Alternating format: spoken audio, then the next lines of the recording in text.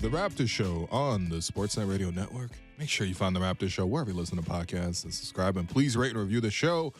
A reminder, we're streaming live on Sportsnet's YouTube channel and airing live on Sportsnet 360, Monday to Friday from 2 to 3 p.m. I'm your host, Wim Liu, joined by producer and co-host Alex Wong. We will have the unofficial dad of the Raptors Show, Matt Devlin. Yeah, dad of the year. He's our work dad. He's your work dad. Okay, you know what? You're right, I have one dad to deal with, and that's enough. What up, Dad? Yeah, same, actually. Nah, just kidding. My dad is a shout rock in my life. No, shout out to my dad, man. Okay. Always watching, always supporting. All right. Always checking to see if we're still ranked number one. Asian dad. Because whenever we drop to 2, we're like a failure.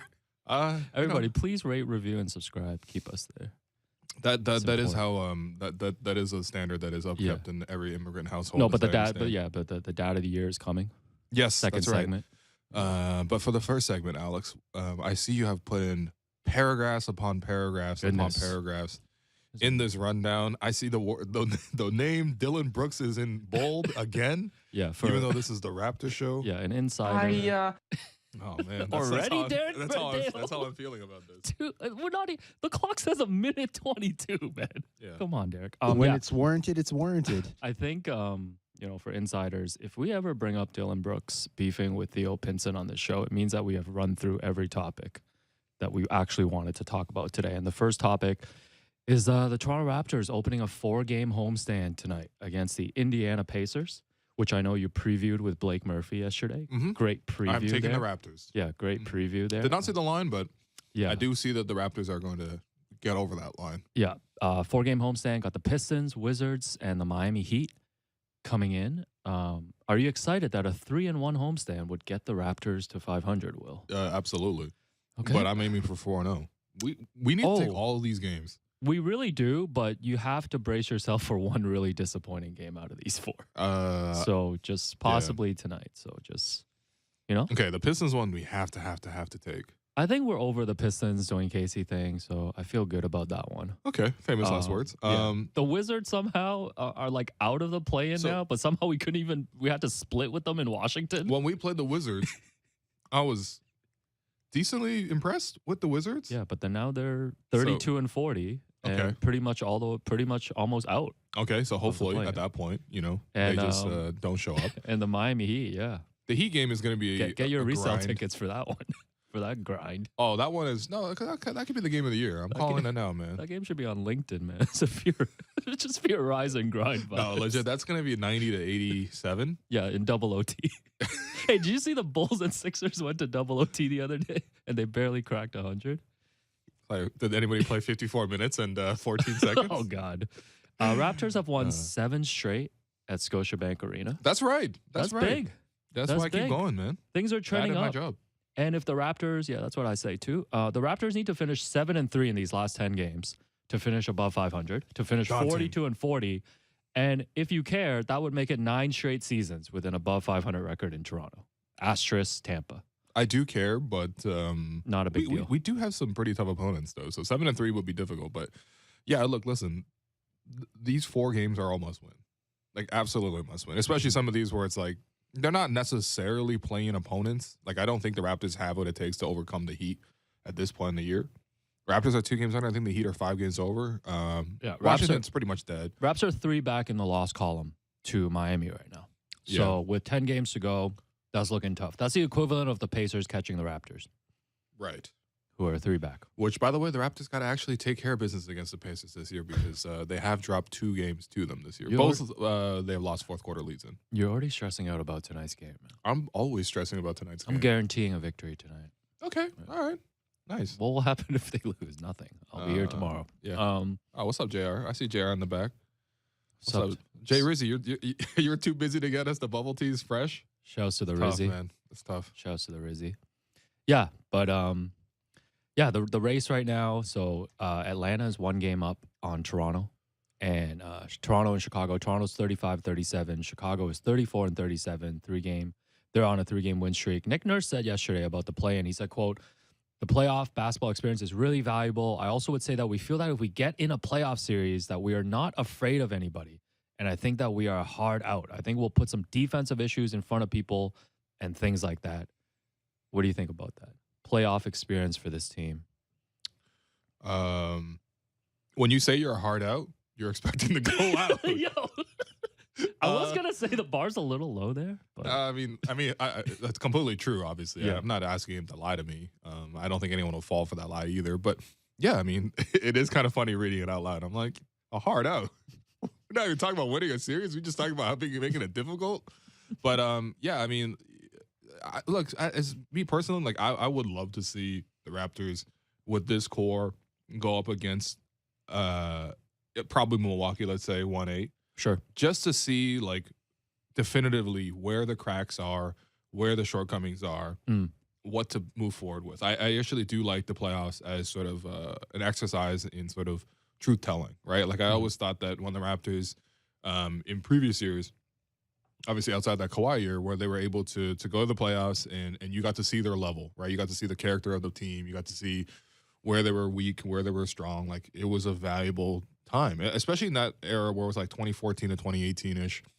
Like the Raptors had strong regular seasons, and it was a little bit harder to tell during the regular season how good this team was. And then when you got to the playoffs, you knew definitively that this team was good, but definitely had a very hard cap ceiling. Mm-hmm.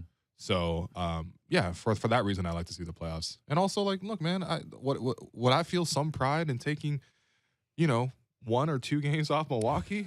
Hell now yeah, I you're would. lower. Now the bar's lower for you than Nick, man. I mean, that's what a hard out is, man. This guy's setting the line at 1.5 No, wins. Man. I mean, listen, Milwaukee's first round series have been like Chicago in recent years, so they just beat them 4-0. So Listen, we just need to focus on either moving up in the play-in or actually just winning 2 in a row in the play-in. no, we need to focus on winning the next possession. Like that's where the Raptors are at, man. I actually am not worried too much about the you rest. would be so exhausting as a coach. Oh yeah, I absolutely. feel like you'd be fired within 2 months.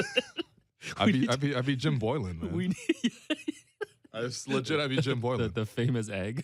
Yeah. Your favorite egg. No, I wanted to look at, because the Raptors, as you talked about with Blake yesterday as well, they're pretty much locked into the play-in. Like seeding is really the only thing that is going to be determined in these last 10 games. So I wanted to go through the potential matchups with you real quickly and just get your thoughts on both, the value of it, entertainment value from a basketball standpoint, and narratives and things that we can look at. So right now, Brooklyn is on a 4-game losing streak. They're 39-33, holding on to the 6th spot, trying to hold off Miami, who are only half a game back. So potentially Brooklyn could fall to 7, and the Raptors could see them in the 7-8 in what would be the Utah Watanabe Bowl. Shouts The to ramen Utah. bowl. Yeah, an actual ramen bowl. No, that's the legit be the ramen bowl, man. The series that we played at. Yeah. Yeah. But yeah. So he got dunked on last night Again. by Donovan Mitchell. He got dunked on. The second most important USA Japan thing that happened yesterday. Oh man! Congrats to Andy Liu, by the way. The Shohei Ohtani stan account. That is Congrats his to name. him. That's not even a kid. It's not even a joke, man. Congrats to him. Shouts to Andy. Shouts to Andy. Banter pod coming with him soon. Mm. I'm saying it on there. Yeah, next month. The Utah dunk was so hard that you and I play basketballs on Tuesday. And Will hit a lot of threes yesterday. yeah, two's a lot, but that's fine. Maybe 3. But yeah, someone literally walked over in the middle of the run because everyone during the run is just either focused on like trying to catch their breath or trying to like make the next play. Or they've right? like strained their hip or broken their finger. Which also happened, by the way, yesterday after the 1 hour mark to 2 people, unfortunately. Hope everyone gets well Get soon. well soon, Trevor Brendan. Someone walked by and was like, yo, you got to see this. And then he pulled up the phone and he's like, your boy Utah got dunked on again. I mean, and my thing to him was just like, look, listen, obviously part of this is just, Utah contests a lot of shots. Yeah. He's very willing to contest the shots. He's had conversations with me about the fact that he's like 100 times out of 100, I'm going to challenge a shot. Mm-hmm. I think the difference with Utah and maybe some other players who also do this is that Utah just never straight up fouls a guy. Because if you're going to contest 100% of the shots, obviously you're going to be late a fair number of times. Sometimes you have to have the awareness to just like put a guy down. Right. And you just never see that from Utah. And I can't remember any hard fouls from Utah Watanabe at the rim. You know what? That's part of the skill set. That's a really good point. And because again, I'm speaking from experience. I also do this. But if you are trying to score near the rim and I know I'm gonna get beat, I will foul you. This guy's the Harborfront Utah Watanabe, man. That's wild. Kind of, yeah, actually. Well, even with the inconsistent 3-point. So Toronto, Brooklyn, in a scenario where that happens, And somehow the Raptors don't get the 7th seed over the Nets because somehow Kyrie Irving hit a game winner over them and is no longer on the team. Yeah, can those wins not apply, please? Can we erase the D'Angelo Russell one as well? Mamma mia. And all of that. By the way, look behind you. What was going on? Yeah. Here already? Yeah. Dad's here? That's I all can right. join us early if he wants. Yeah, how excited would you be for a Toronto-Brooklyn? I think that's very Play. unlikely. But I actually think it'd be a really good matchup. Yeah, all that. All that we're kind doing of that stuff. again? Yeah. Plus sweeping Chris Chioza in the bubble. That one didn't hit enough. I'm not gonna lie to you. That one didn't hit enough. It was like the games would be at like 2:30 p.m. Yeah, they were in the afternoon. It was man. August. Why is the bubble so funny? No, my days at that time was like, I wake up, Yeah. I hop on Zoom, talk to Nick Nurse, That's right. right? Then I watch the game. Then the Mm. Raptors score 100 points off the bench against Chris Chioza. Yeah. Then they're through. Then I write. Then I do 10 things. Then I do the podcast, send it in, and then afterwards it's like 4 p.m. somehow, and I'm just riding my bike outside aimlessly for 2 hours. The Yeah. pandemic was wild, man. No, it was pretty wild. Yeah. Yeah, so Toronto, Brooklyn. Yeah, I mean, it'd be a good game. I like that game. Yeah. I agree with your 8 out of 10. Yeah, I'm going to give the entertainment. entertainment value ranking an 8 out of 10. Next up, maybe more likely, is Toronto, Miami. Oh, If Toronto gets to the 8th and Miami stays in 7th, lots of questions here. First of all, we've circled around this, but like how many starters combined between the two teams will be playing 40-plus minutes in that yeah, game? obviously the play-in is a one game. It's a one and done. scenario, Yeah, JR, I don't know if you know that. It's not a best of 7. but somehow this will be a best of 3, just based on how many overtimes and how hard this game will be. This will be a hard out. No, this is like the hardest out possible. Yeah. Raptors Miami. Yeah. Yeah, This would be a UFC pay-per-view, basically. it should be honestly. I know we're not doing between the lines for this game yet, but take the under. No, they're literally gonna look between directly the in the lines, camera. Take man. the under on that one. They got to put like the boxing ring rope around Heat are- Scotiabank Arena for this one. The Heat are going to invent different types of zones that basketball has never seen before. Yeah. Obviously, we've got Kyle Lowry coming back. Mhm. Biggest storyline for me is this would be a chance for the Raptors to end Udonis Haslam's career because Udonis Haslam has announced that he is retiring at the end of the season. No matter what. So we might get a Joe Wieskamp, Udonis Haslam jersey swap. What else you got here? Christian Koloko versus Caleb Martin revisited. The Caleb Martin of his Absolutely era. the worst beef in rap. You know what I've been thinking? NBA beefs have been terrible this season. Like I know What? I haven't been Really? trying to bring up like Dylan Brooks, Theo Pinson. Remember Austin Rivers and Mo Bamba going at it? Like these are not good beefs. I But guess, everything yeah. gets publicized The now beefs because are of like social Kyrie media. versus who's the reporter out there?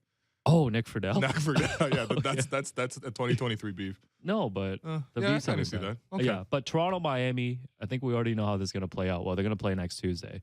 Entertainment value ranking for this is 0 out of 10. It's gonna be the grittiest game possible. Like there's gonna be so much zone in a 1-game playoff. You would have thought it was March Madness. Holy man.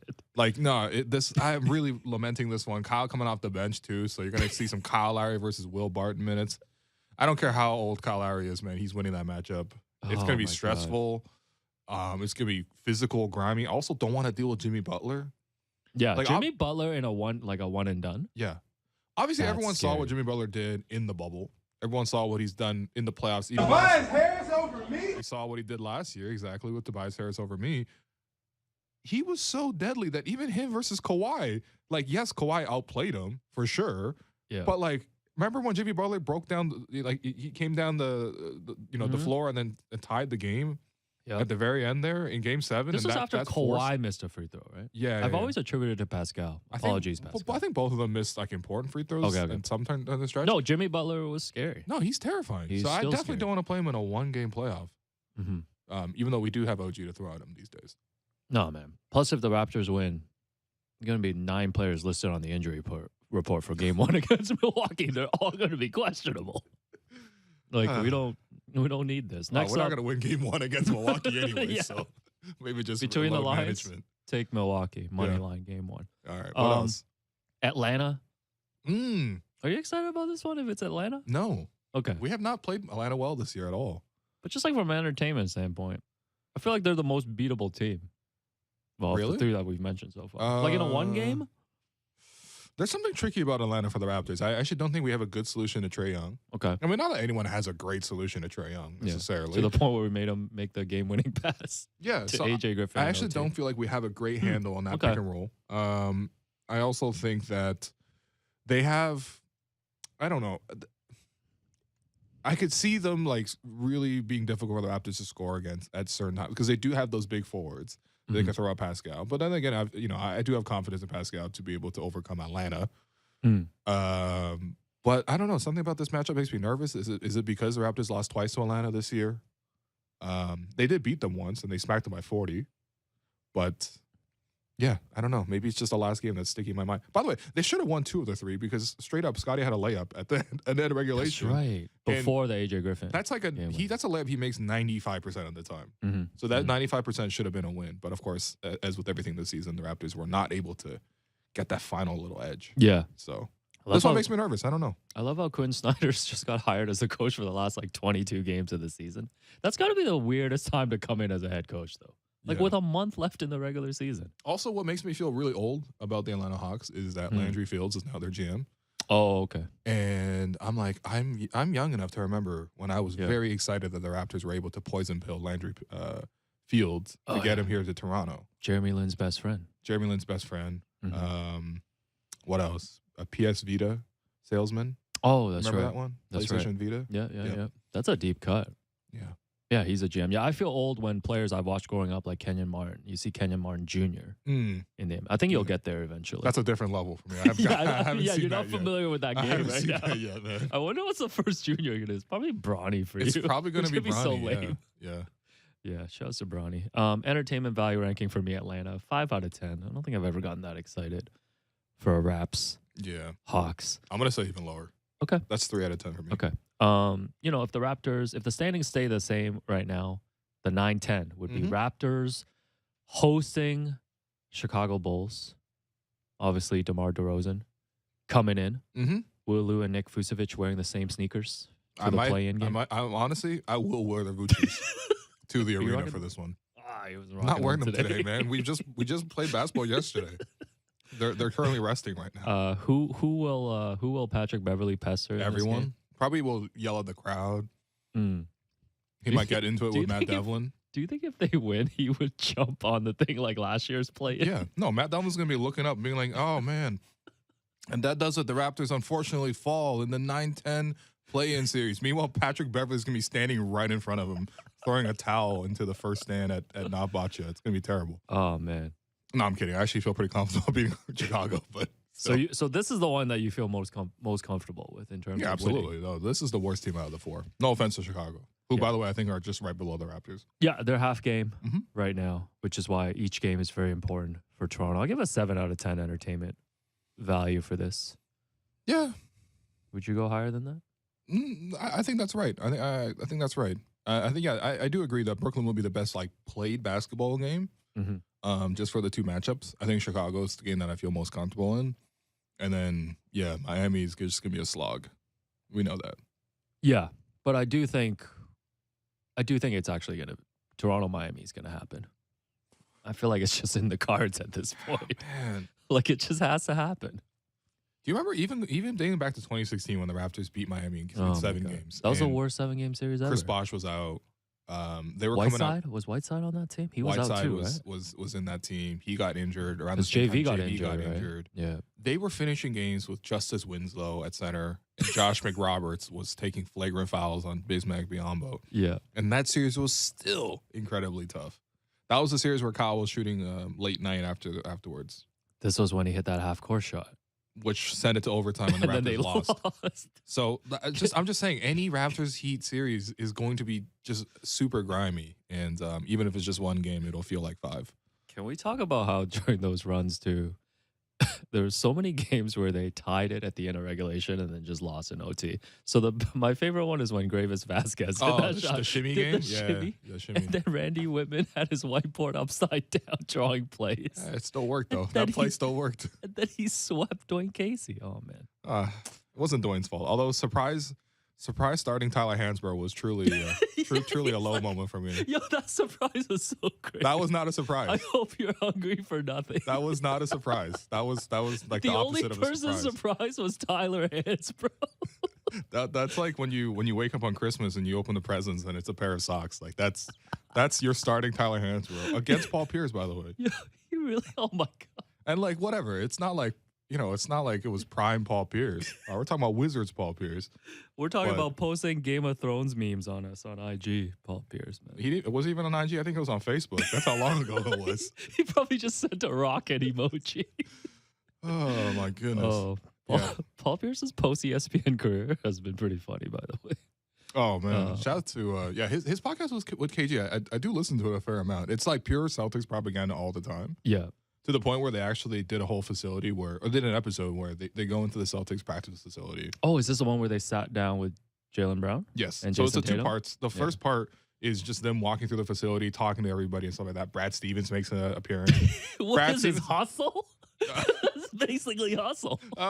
Yeah, I guess you're right. It This is the basically same a plot hustle. as hustle. Was Wancho there? I don't know, man. Adam Sandler should have been there though. He's there with two of the members. How's Brad Stevens making a cameo? No, Brad Stevens walks up, obviously polo tucked into a pair of really dad jeans. Obviously that's how Brad Stevens is. Same haircut. He's a TikTok girl, man. Yeah. Yeah, well, less so. I think he's the father of a TikTok girl for Oh. sure.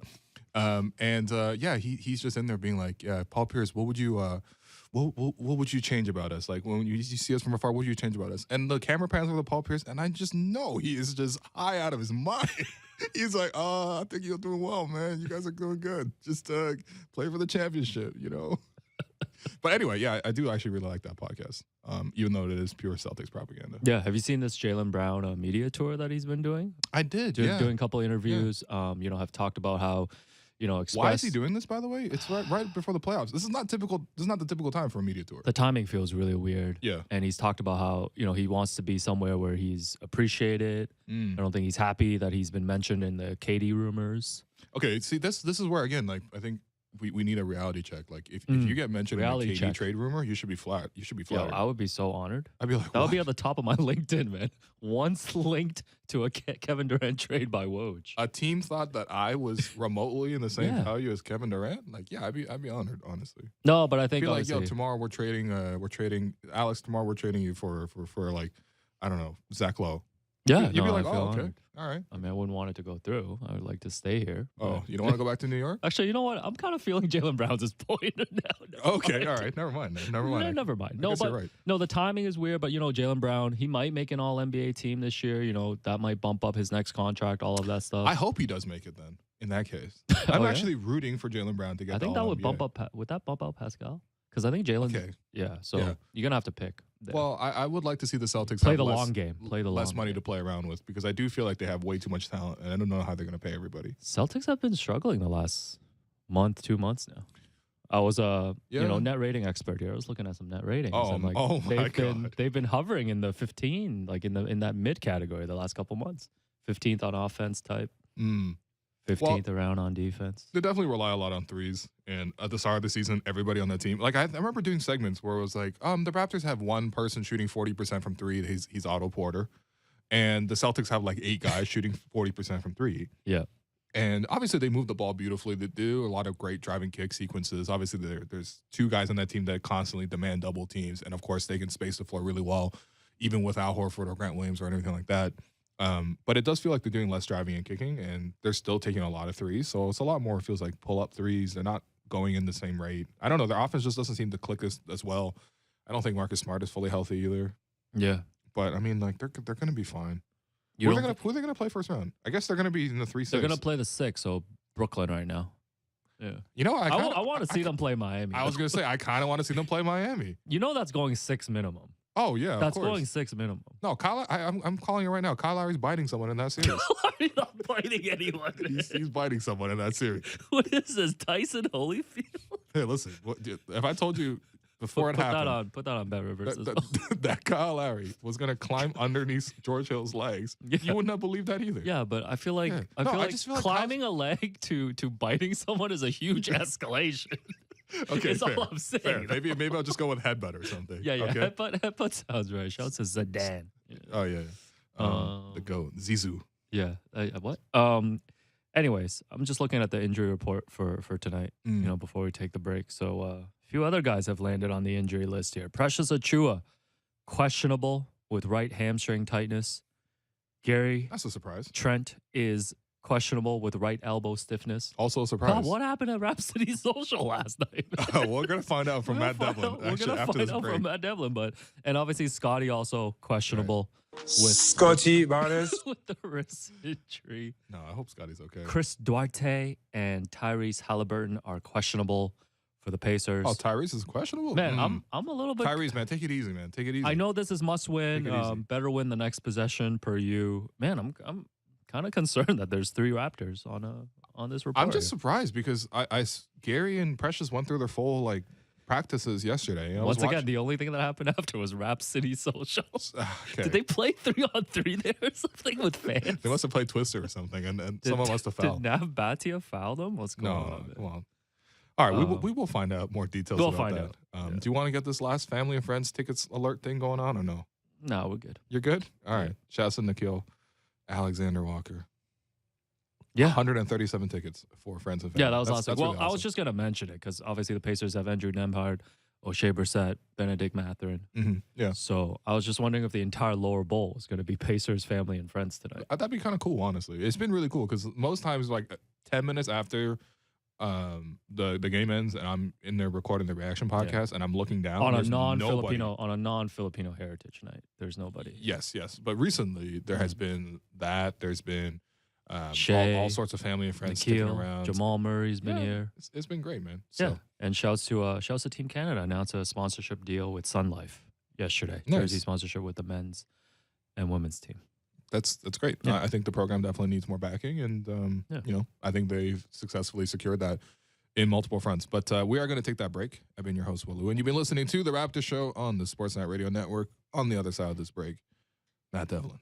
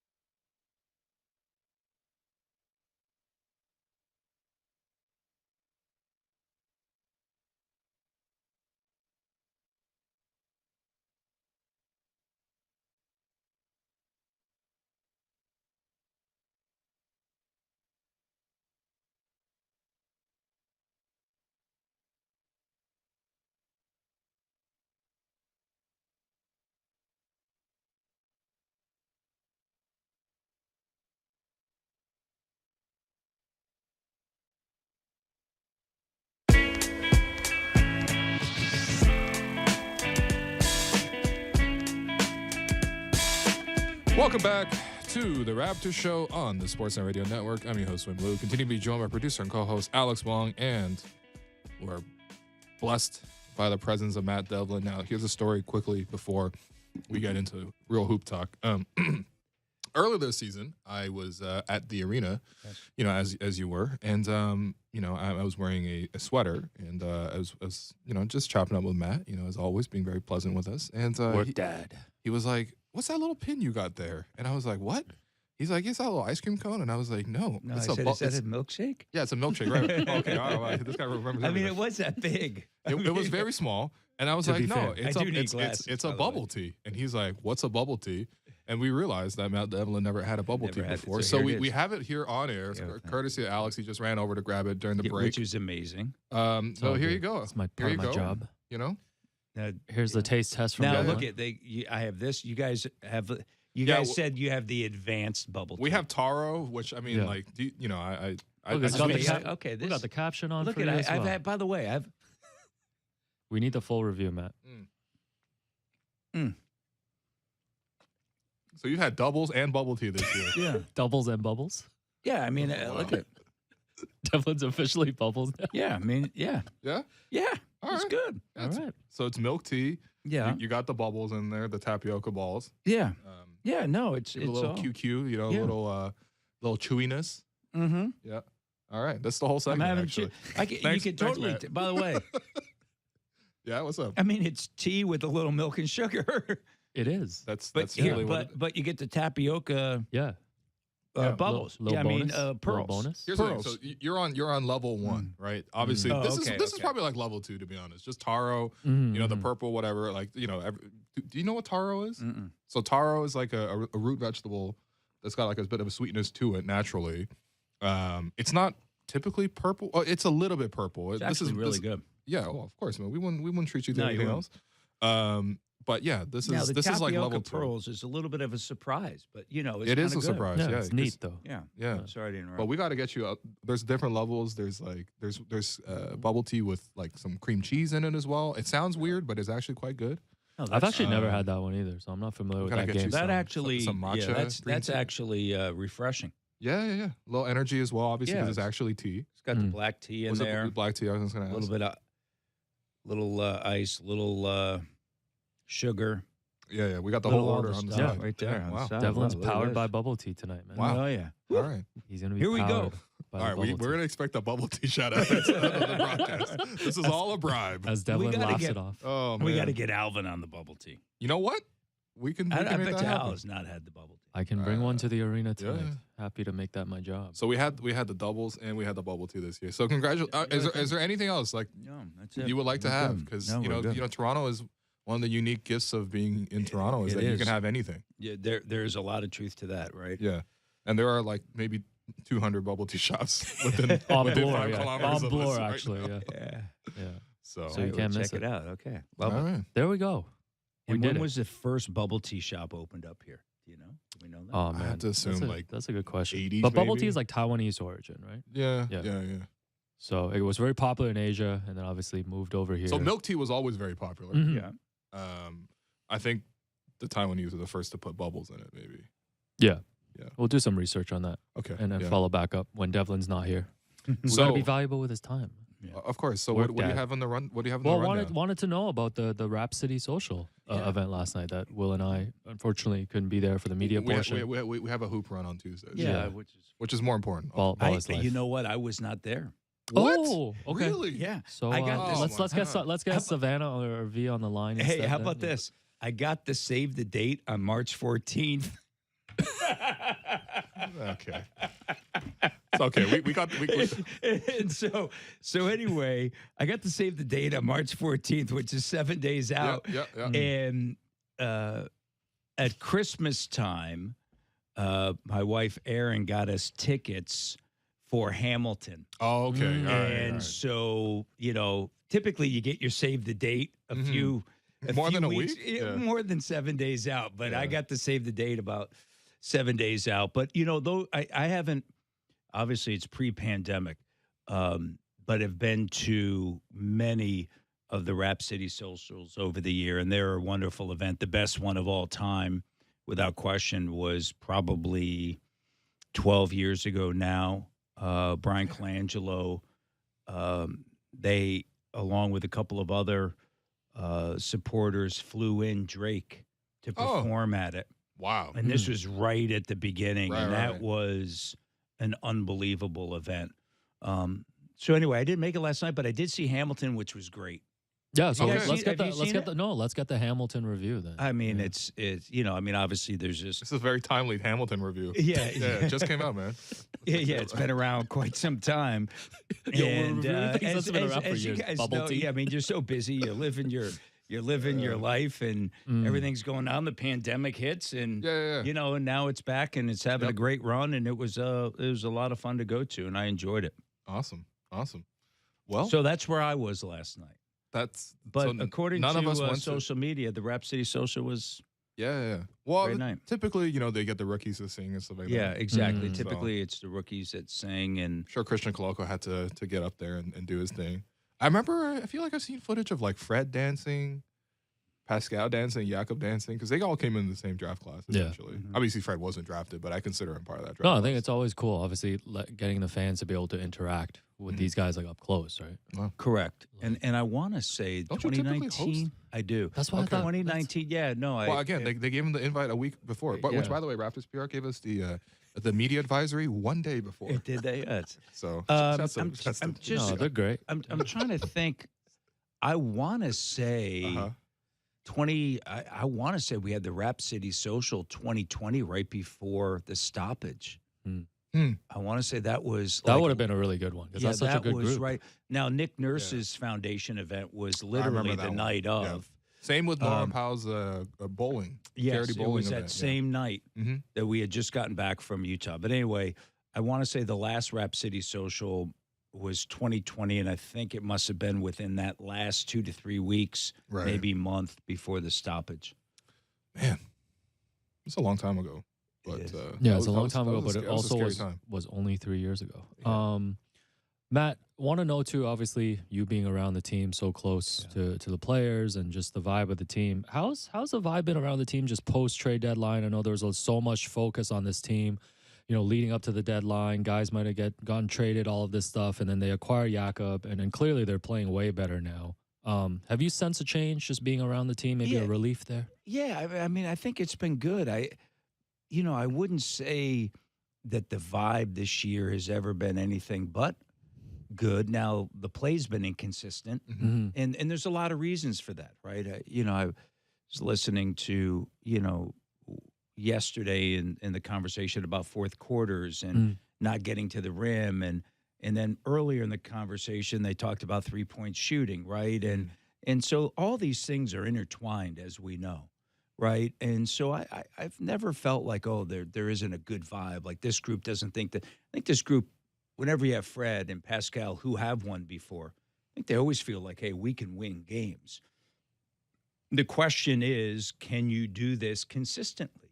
And the reality at this stage of the season is very much, and I say this to people, and I have now for the last about 3 weeks, never underestimate how inconsistent everybody else is. Yeah. Look at the 5 or 6 teams around them. They're all, it's all the same stuff. And what is the reason for that? There's a lot of different reasons, one being on a nightly basis, as you just read, the injury report, you don't know who's in, who's out. That's all part of it. If there's one team that knows who is playing, it's the New York Knicks, right? They know, Yep. given who they have on the floor. And that's why a team that, let's be honest, you look at that roster, you go, yeah, it's good. Yeah. Is it great? No. No.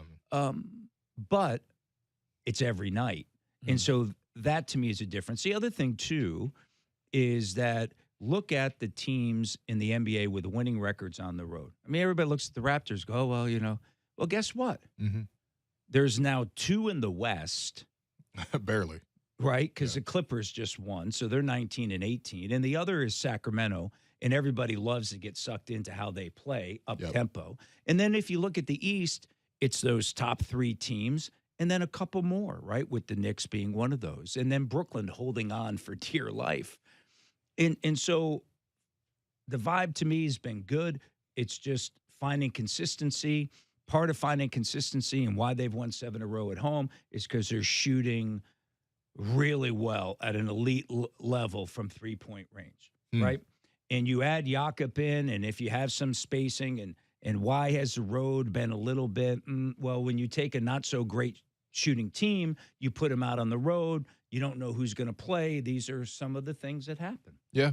No, that's fair. And I think, your point about the parity around the league is very poignant, especially this season. I mean, in the West, there's only like 3 teams that are even outside of better than 5 games over 500. And we're talking about like we're in game 70 of the portion of the season, right? There should not be this much parity. And you mentioned the injuries, which is something that's definitely a factor. I also think about, like, especially around the league, so many teams play very similarly now. Like, it feels like a lot of the offenses, a lot of defenses are quite similar. Now, of course, you do see some outliers. I would say the Warriors are an outlier, for example, but there's so many teams playing a similar style where it feels so much like drive, kick, and can you knock down the 3 eventually? Like, feels like almost that uniformity in style might lend to sort of the parity in results too. Do you like that theory of mine? It is part of it. I also go to that. I think in today's day and age, it's harder to coach than ever before on a nightly basis because, who is available and who isn't available. And then to your point, I think a lot of teams have picked up what Nick is doing defensively. Yep. And everybody in the league is doing a lot of what he did. And so now it's a little bit, you go back to, Moneyball with Oakland and Boston and utilizing that, but yet putting money behind it and getting better players. And you're seeing some of that kind of play itself out. But I think that, from the parity thing, I think that that's part of it. But I do think that that's really has to do with it's player driven, right? And player driven in the sense that there's currently only 5 players that have started and played in every game. And last that I checked, which was earlier in the week, I think there were 20 players that have played in every game this year, right? So, I mean, you look at Scotty. I was doing, my He's game been our notes. Iron Man. Correct. He's played in all but 3 games. Yeah. And so he's been that one, consistent and the one constant. So I think that has some, that I think that there's a level of that, right?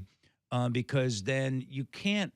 It's hard. Look at the Clippers. You're constantly. They're okay. Hey, let's just keep adding talent, and eventually it'll figure itself out. Well, eventually, as we know, you got to figure it out. At least history has told us that you have to figure it out before the potential 24 games that you're going to play in the playoffs, right? Yep.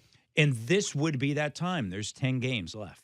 Yeah, that's saw the why Clippers lose to OKC last night. Yeah, well, I mean, Paul George got hurt. And OKC, by the way, is way closer than, especially given the NBA today. Yeah, that's why I shit. think Kevin Durant in Phoenix is so interesting, right? Because like by the time he gets back, if he gets back before the regular season, going to play like maybe a couple games with this team, and then they're expected to win 4 rounds in the playoffs. Yeah, there's like no precedent for that. No, and it.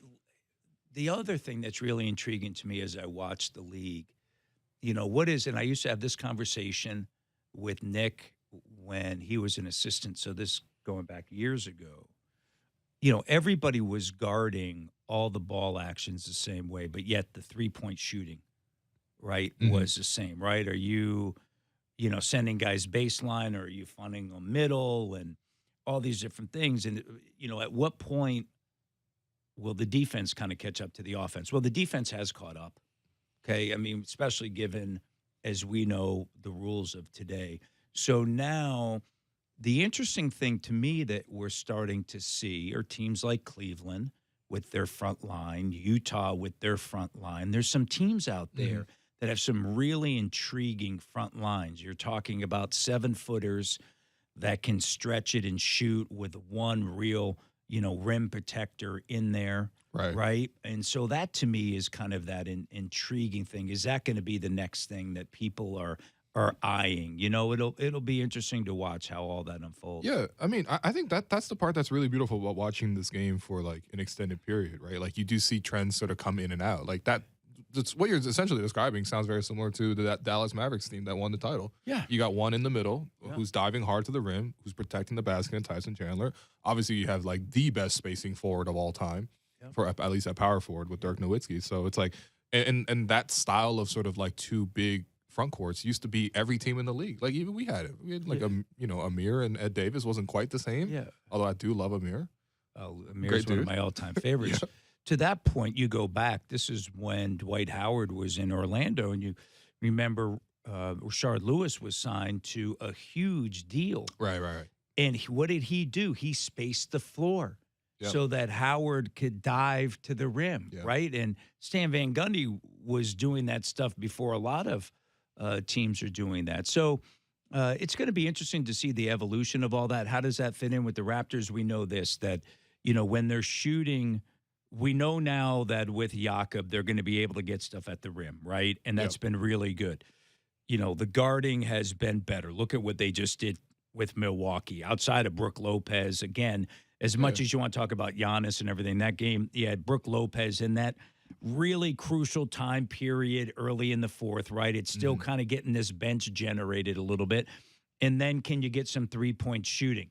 Against Denver, only OG and Fred made threes, right? And then the next game was a little bit more spread out. And whether you like it, don't like it, whatever, you got to have some level of consistent three-point shooting. Boston's built that way. Milwaukee's got that surrounding Giannis. And then, Philadelphia has a level of that too. Do you enjoy watching? Because I listen to, I think Greg Popovich is the coach that always talks about how much he hates the 3-pointer. Yeah. And how much he just wants it to go back in the day. And obviously we're talking about the different eras. He wants to see Tim Duncan bank shots from 12 feet. Yeah. That's what he wants. 70, 69 games with Bruce Bowen. That's how they beat the Pistons that one. Do you enjoy the basketball more now than the other eras? Because it does seem like we've gone kind of to this extreme with the 3-point shooting now, right? Yeah, well, it is. Well, I'll say this: the pace of play is faster than it's ever been. Yeah. I mean, it is. I mean, from a television production side, you're doing the game, and there's little time for anything else, right? Like all the different boards and graphics that you used to bring in. Now it's just like, hold on, because here it goes.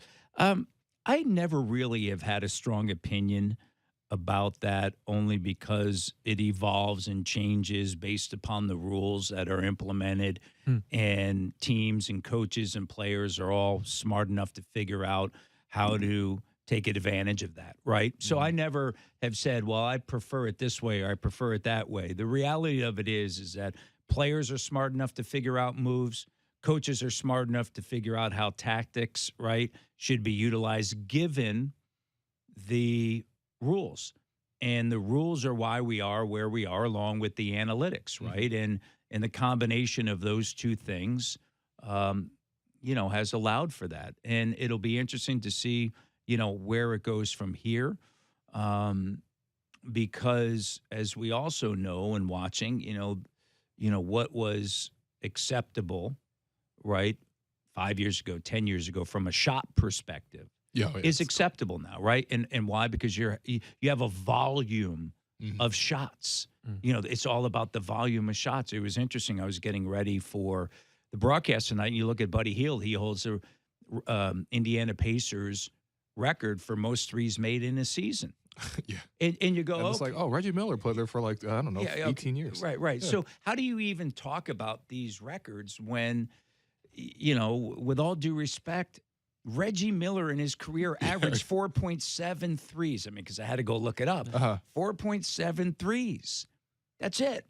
In today's day and age, Reggie Miller would be taking 8 to 10. I had this conversation with Hersey Hawkins, who I worked with years ago, a great friend and great 3-point shooter, And he said, look, Matt, he goes, you missed the first two. And he played for George Karl in Seattle. And they put up shots, right? He goes, you missed the first two. Fine. But that third, you better make it. Right. And if you don't, he goes, I knew I was sitting down. Damn. Right? It's just like the evolution we talked about the other night. Running out, closing out on a 3-point shooter. Right? You get the flyby. Well, the flyby is going to lead you to what? A 5-on-4. Yeah. Because that shooter is no longer going to step inside that 3-point arc. Yeah. They're going to sidestep. Yep. The sidestep 3, Yep. right? So, boom.